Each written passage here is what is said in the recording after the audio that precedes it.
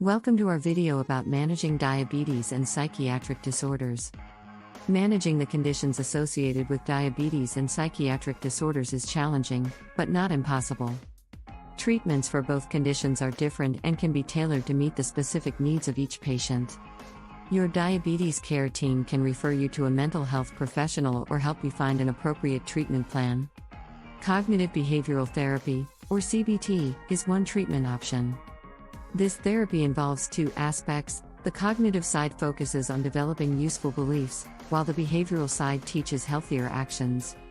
Cognitive behavioral therapy is often effective in treating depression and anxiety and is a viable treatment option for many conditions.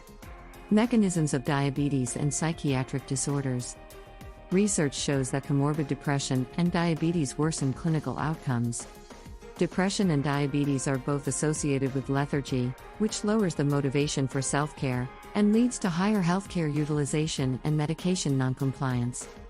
Depression also worsens CV mortality, and treating depression is more effective than improving glycemic control. However, these findings require further research. To that end, the authors are proposing a few strategies to help patients manage both diabetes and mental health conditions. The first strategy would be to examine the relationship between diabetes and mental health disorders. Diabetics with mental health disorders often report increased anxiety and decreased mood. The constant demands of diabetes can lead to lowered mood and disabling anxiety. This can affect relationships, thereby compromising the quality of their lives. In the long run, diabetes can lead to increased risk for other health problems and early mortality. In addition, diabetes can cause significant emotional and physical burdens and may interfere with self-management. While the relationship between these two diseases is not yet complete, researchers have made several discoveries that point to a direct connection. Diabetes mellitus, for example, is associated with an increased risk of developing mental health disorders.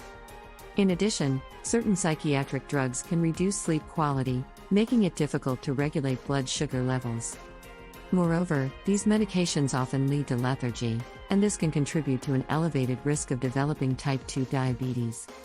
Research has also demonstrated that mental disorders are associated with an increased risk of developing diabetes, and that both conditions may increase the risk of developing the disease. Managing diabetes and psychiatric disorders can improve mental health as well as vice versa. Moreover, diabetes is associated with a higher risk of developing depression than the general population. For those with serious mental health problems, managing both conditions may be helpful.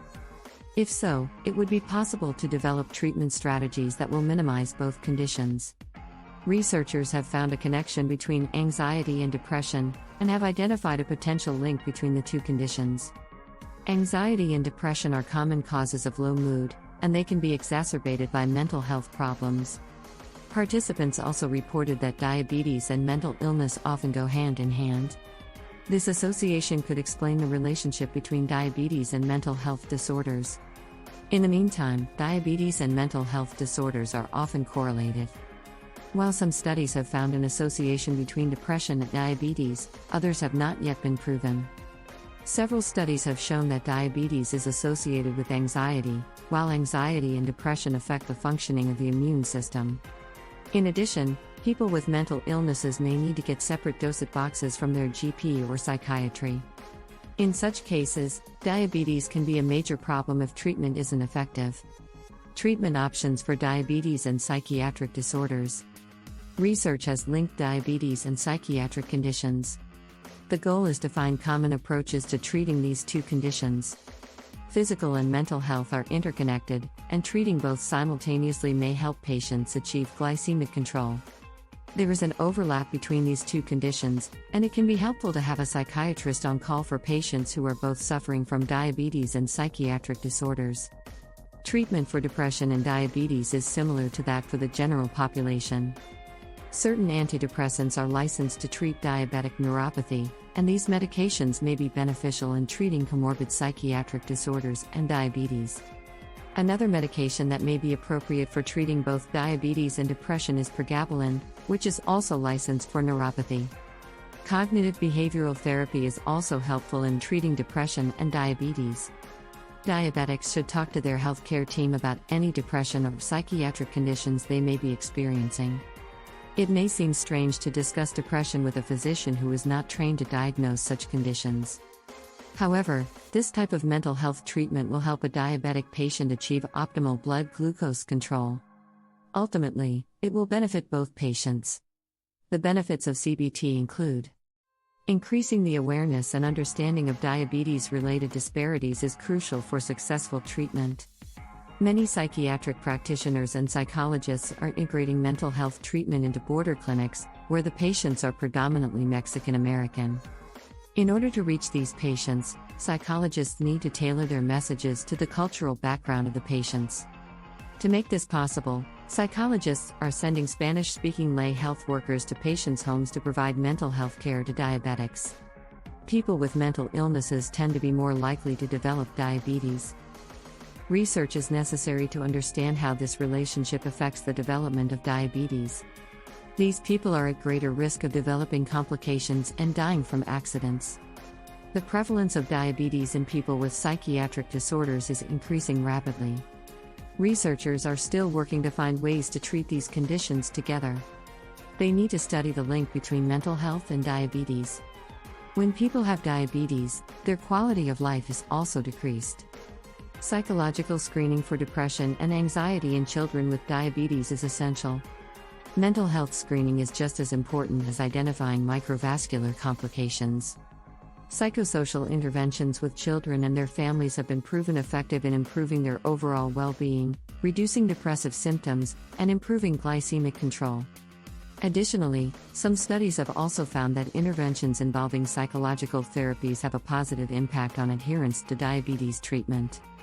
The link between diabetes and psychiatric conditions is not as obvious as you might think. In fact, studies have shown that the burden of depression among patients with diabetes increases fourfold.